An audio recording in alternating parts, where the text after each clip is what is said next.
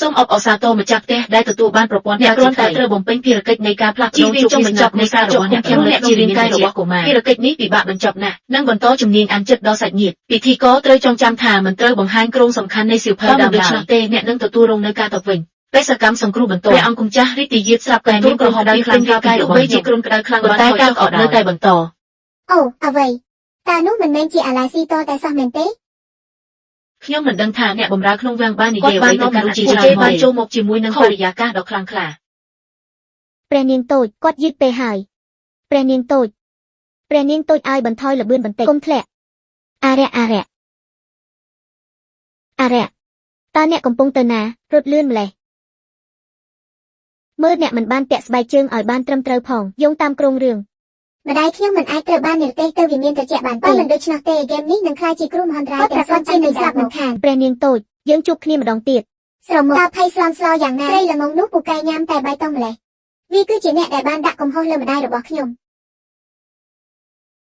អធិរាជអ្នកបម្រើបានរកឃើញបន្ទប់លាក់មួយនៅក្រោមគ្រែរបស់ព្រះយេស៊ូវអ្នកបម្រើនេះមិនហ៊ានទេសូមព្រះករុណាជាអំចាស់មេត្តាពិនិត្យរឿងនេះដោយផ្ទាល់អ្នកហ៊ានមើលមុខខ្ញុំមែនទេអ្នកមនាងស៊ូព្រះអង្គម្ចាស់កត្រីពិតជាមានឫទ្ធានុភាពមែនខ្ញុំមិនធ្វើទេតើវាអាចទៅរួចដោយរបៀបណាពិតជាអ្វីមួយមែនសូម្បីតែខ្ញុំដែលជាមនុស្សសម័យទំនើបក៏ដោយសម័យបុរាណថ្ងៃខែឆ្នាំកំណើតនិងពេលវេលាបាទីអធិរាជសារសំខាន់តែដូច្នោះទៀតតើព្រះមហេសីទាំង5អង្គអាចដឹងពីថ្ងៃខែឆ្នាំកំណើតនិងពេលវេលារបស់ព្រះអង្គម្ចាស់ទេតើខ្ញុំអាចដឹងថ្ងៃខែឆ្នាំកំណើតនិងពេលវេលារបស់ព្រះអង្គម្ចាស់រាជទាយាទដោយរបៀបណាអសរដៃមើលទៅស្រដៀងនឹងអសរប្អូនស្រីខ្ញុំណាស់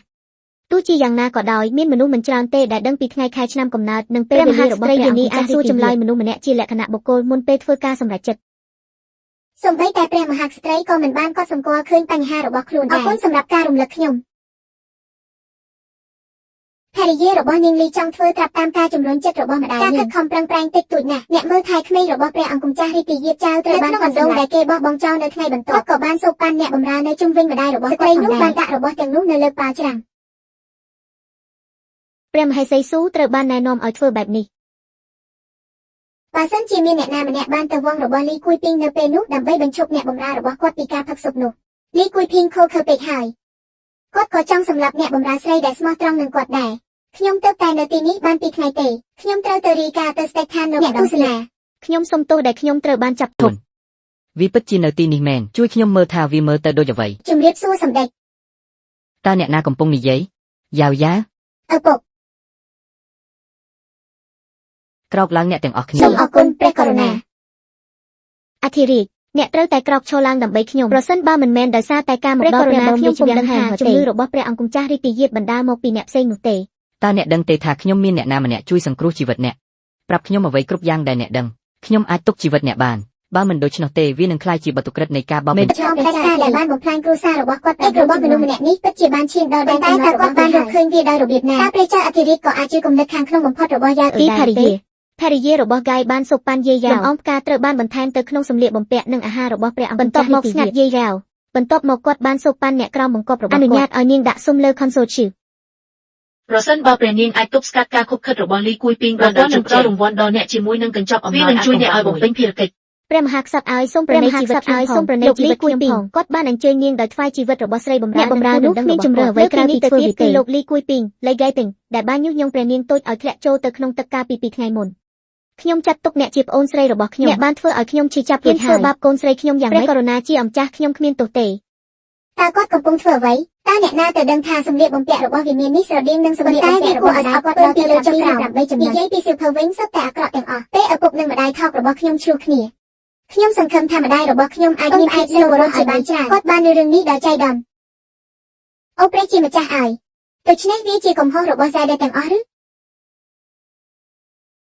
ភរិយាលីអ្នកបានធ្វើឲ្យព្រះអង្គម្ចាស់និងព្រះនាងជាចាំលើភរិយាធ្វើបាបមនុស្សស្លូតត្រង់មានប្រសិទ្ធភាពភ្លាមគាត់នាងនឹងត្រូវកំណត់ជាមនុស្សសាមញ្ញបានប្រមូលផ្ដុំគ្នានៅវិមានត្រជាក់រងចាំព្រះអង្គម្ចាស់រាជទាយាទធ្លាក់ខ្លួនជូនដល់លីសម្រាប់ព្រះករុណាជាអំចាស់ជីវិតលើត្បូងខ្ញុំមិនមានន័យដូចអធិរាជអូគាត់ចេញព្រះករុណាជាអំចាស់ខ្ញុំគ្មានទោសទេអ្នកទាំងពីរកុំចេញទៅ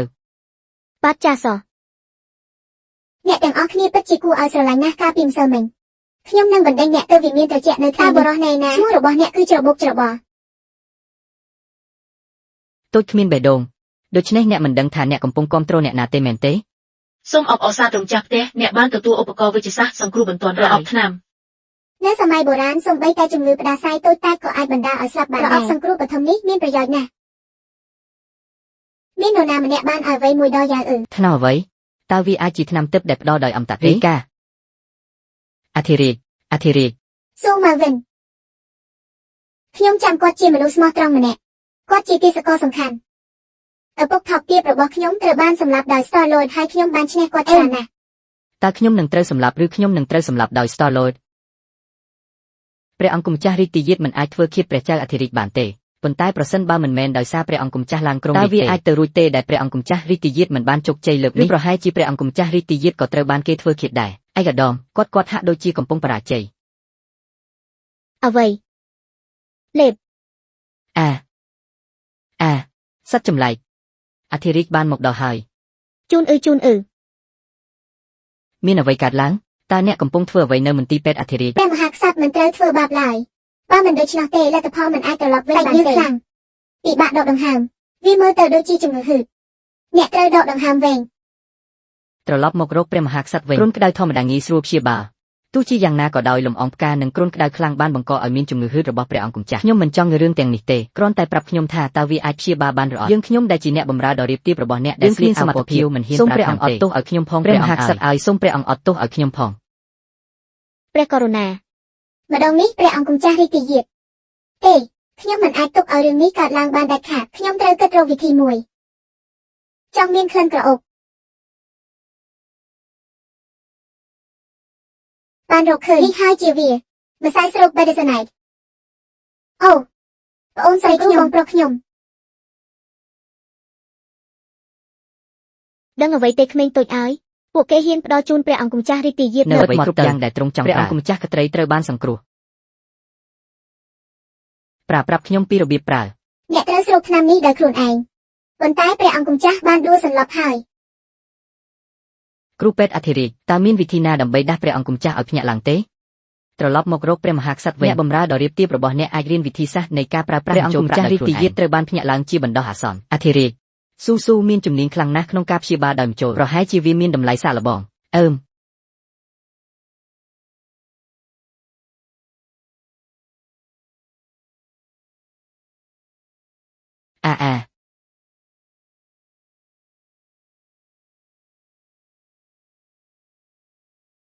កណ្ដាលទ្រូងប្រភេទទី3នោះមិនមែនជាយេមិននិងយ៉ាងមិនទេទាំងនោះសុទ្ធតែជាវិស័យចំណេះដឹងដ៏គ្រោះថ្នាក់តើមនុស្សម្នាក់នេះកំពុងព្យាយាមធ្វើអ្វីអ្នកទស្សនាចាំបានរកឃើញការស្មានរបស់ខ្ញុំត្រឹមត្រូវភូតាងគឺជាសំណរនៃការលួចចម្លងបងប្រុសសំខាន់សំណរនៃច្បាប់ចម្លងមុនបងប្រុសបាស៊ីភ្ញាក់ពីដំណេកហើយវាហាក់ដូចជាមនុស្សនោះទៅតែកំពុងព្យាយាមបំបត្តិកង្វល់ណាមួយបានទទួលមរណភាពកាលពីប៉ុន្មានថ្ងៃមុនខ្ញុំគ្រាន់តែសោកស្ដាយដែលខ្ញុំយឺតពេកអ្នកទាំងអស់គ្នាទើបតែរកឃើញវាយឺតពេកហើយចៅឈូថ្ងៃនេះខ្ញុំនឹងឲ្យអ្នកភ្លក់រសជាតិនៃការឈឺចាប់នៃការបាត់បង់មនុស្សជាទីស្រឡាញ់ហាចេញទៅទាំងអស់អ្នកទាំងអស់គ្នានឹងស្លាប់វាមិនសំខាន់ទេខ្ញុំនឹងចាត់វិធានការជាមួយម៉ាស៊ីនបាញ់ថ្នាំប្អូនប្រុសរបស់ខ្ញុំគឺព្រះអង្គម្ចាស់រាជទាយាទនឹងមិនអីទេ